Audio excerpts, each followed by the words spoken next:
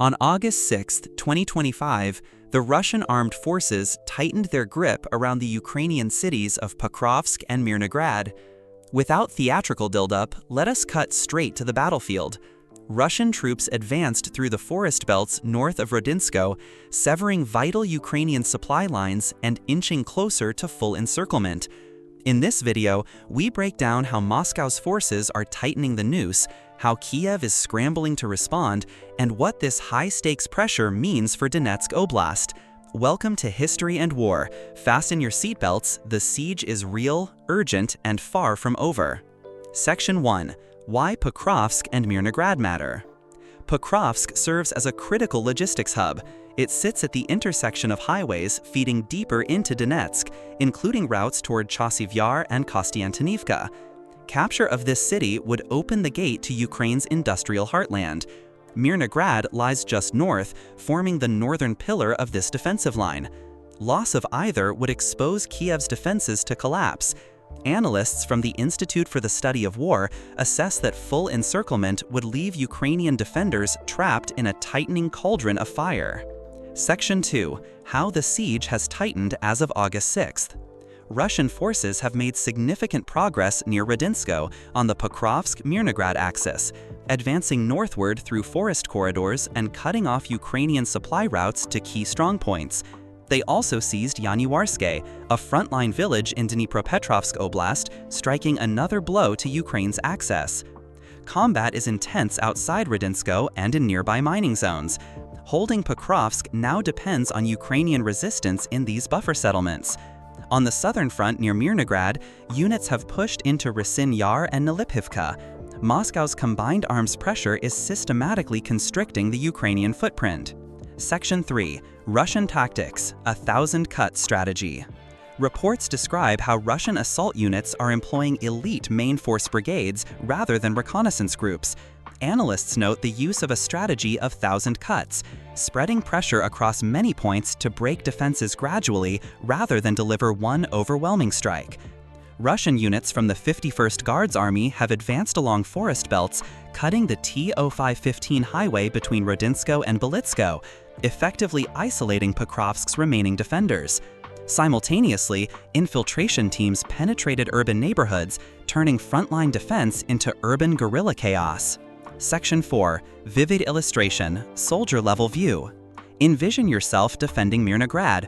Early morning fog lifts and suddenly supply trucks cannot reach your position because Rodinsko has fallen. A Ukrainian veteran put it bluntly, "We went from holding city blocks to playing whack-a-mole with infiltrators in back alleys."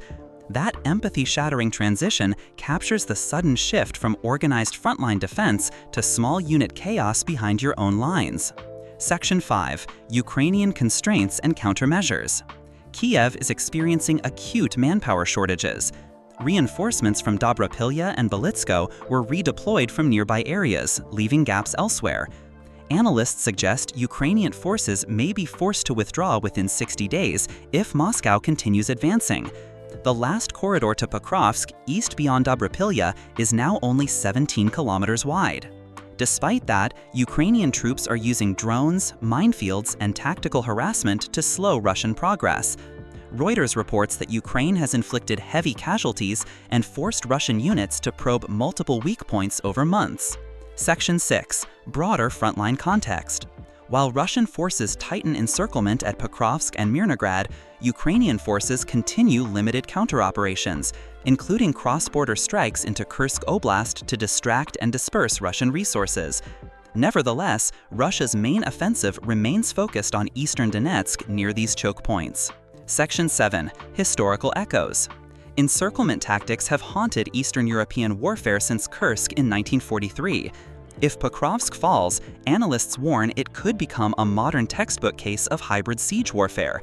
Forest-based envelopment combined with infiltration behind urban defense lines. History and War viewers should recall how Bakhmut fell in early 2023. This siege could repeat that pattern, with higher stakes. Conclusion and call to action. To summarize, as of August 6, 2025, Moscow's forces have tightened their siege around Pokrovsk and Mirnograd, advancing through Rodinsko and nearby villages, seizing Yanuarske and cutting off key supply routes.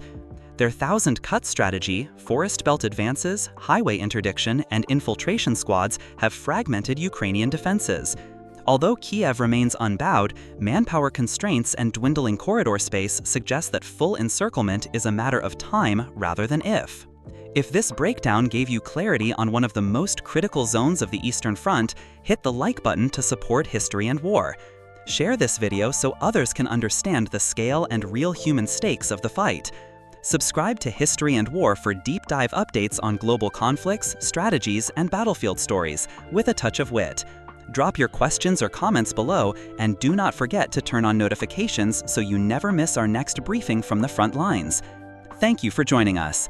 Until the next dispatch on History and War, because understanding war is the first step to preserving peace.